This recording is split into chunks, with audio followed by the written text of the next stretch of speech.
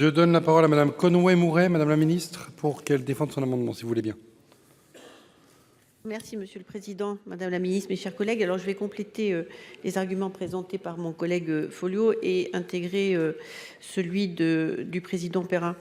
C'est vrai que dans les conflits actuels, la dronisation du champ de bataille modifie profondément les conditions de combat avec des menaces aériennes massives, diffuses et en constante évolution. Face à cela, les drones d'interception sont devenus des outils tactiques indispensables à la protection des forces déployées et des infrastructures sensibles.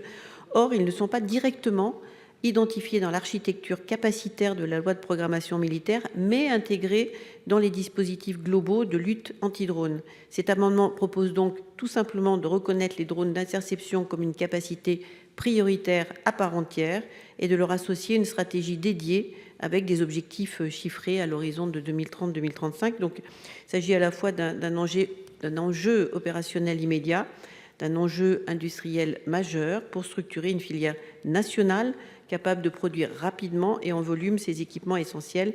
Et je souhaiterais rectifier le texte de mon amendement tel qu'il est présenté en supprimant à usage unique, comme le propose dans son sous-amendement le président Perrin. Et donc, mon amendement sera identique à l'amendement 67 rectifié de mon collègue Folliot. D'accord, vous le rendez identique à celui de Philippe Folliot. Je ne peux pas anticiper sur le sous-amendement, donc il sera identique et on le sous-amendera si vous en êtes d'accord, ma chère collègue. Donc l'amendement 118 est rendu identique à l'amendement 67. Monsieur le Président, quel est votre avis sur ces deux amendements? J'avais pour l'amendement de M. Folliot un avis favorable, sous réserve de l'adoption du sous-amendement, je l'ai dit, 228. Et donc Mme Conway semble faire la même chose. Donc j'ai un avis favorable, si on considère que l'amendement 67... sous-amendé, très bien. Sous-amendé avec l'amendement 67. Ok, Madame la Ministre, je vous en prie. Merci Monsieur le Président, Mesdames et Messieurs les sénateurs. Moi, je dois vous confesser que je ne comprends pas très bien le sens d'abord du sous-amendement, parce que la suppression de la mention à usage unique ne change rien sur le fait que vous voulez toujours préciser le nombre de drones que vous voulez acquérir. Et on a eu un débat il y a quelques minutes sur les drones en expliquant qu'à partir du moment où aujourd'hui la technicité, vous citiez Alta Ares, et pour avoir travaillé avec eux encore tout à fait récemment sur des essais, on sait qu'au moment où nous parlons, nous ne sommes pas encore parfaitement certains des techniques des uns et des autres. Donc aller coller des objectifs alors même que nous ne savons pas encore si la technicité sera celle-là, moi cela m'interpelle et c'est la raison pour laquelle je suis défavorable au sous-amendement comme aux deux amendements. Monsieur le Président. Oui, juste une précision. Justement, l'objectif du sous-amendement est d'éviter qu'on ait un chiffrage très exact du nombre de drones pour les raisons que j'ai expliquées, que je ne vais pas réexpliquer là. L'idée, c'est d'avoir un objectif capacitaire à 2030-2035 et de demander à ce qu'il soit produit en série. Voilà, c'est un vœu. Je sais qu'on ne connaît pas grand-chose au drone ici. On y travaille depuis 2017. On a alerté dès 2017 sur la nécessité d'avoir du volume, du sacrifiable.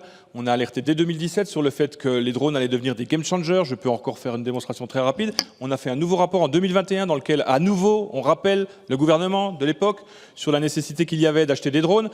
Je voudrais juste dire qu'aujourd'hui, compte tenu de ce qu'on constate dans les différents conflits sur notre planète, et je crois que mes deux collègues Bono et Folliot qui rentrent d'Ukraine en ont un exemple criant, sont devenus des game changers considérables, voire même des moyens de gagner une guerre. Donc nous faisons évidemment un certain nombre de demandes qui sont des demandes qui ne sont pas chiffrées pour justement sensibiliser à la nécessité qu'il y a aujourd'hui enfin de s'activer sur le sujet des drones.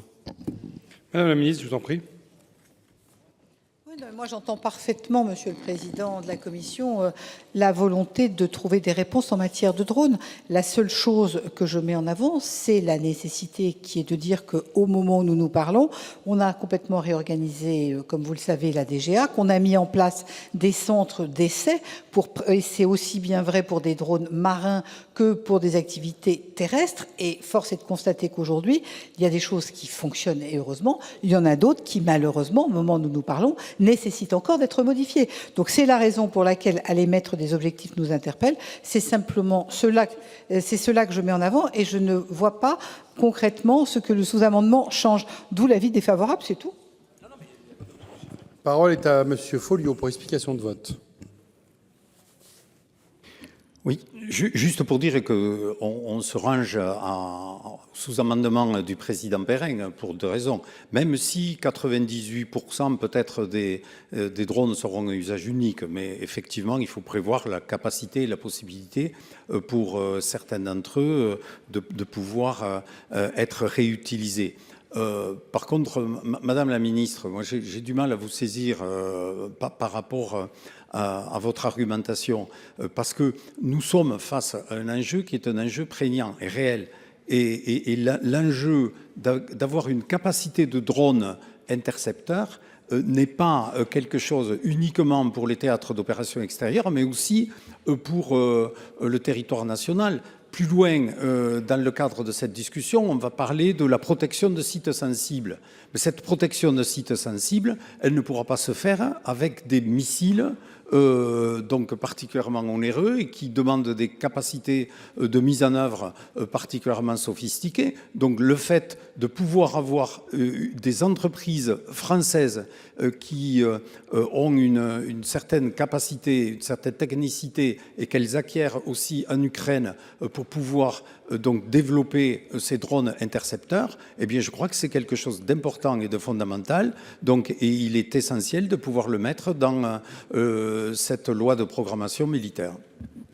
Merci mon cher collègue. Madame Conway-Mouret, je vous en prie pour explication de vote. Oui, en fait, l'objectif que nous avons, que nous partageons, c'est vraiment de faire des drones une capacité prioritaire qui soit à part entière. Aujourd'hui, se trouve dans les munitions et nous pensons que cela permettra chaque année, puisque là, il n'y a pas de chiffres, on propose simplement qu'il y ait des objectifs chiffrés, mais qui peuvent être chiffrés par le gouvernement dans une planification peut-être pluriannuelle ou annuelle s'il le souhaitait. Mais l'idée, c'est véritablement de détacher, de faire que les drones, et notamment intercepteurs, soient une catégorie à part entière. Je crois que c'est l'objectif principal. Très bien, je vais mettre aux voix le sous-amendement qui a reçu un avis défavorable du gouvernement. Qui est pour? Qui est contre? Qui s'abstient? Le sous-amendement est adopté. Et je mets aux voix les deux amendements ainsi sous-amendés. Ce sont deux identiques, 67 et 118, avec un avis favorable de la commission, un avis défavorable du gouvernement. Qui est pour? Qui est contre? Qui s'abstient? Ils sont adoptés. Nous en arrivons à l'amendement 78.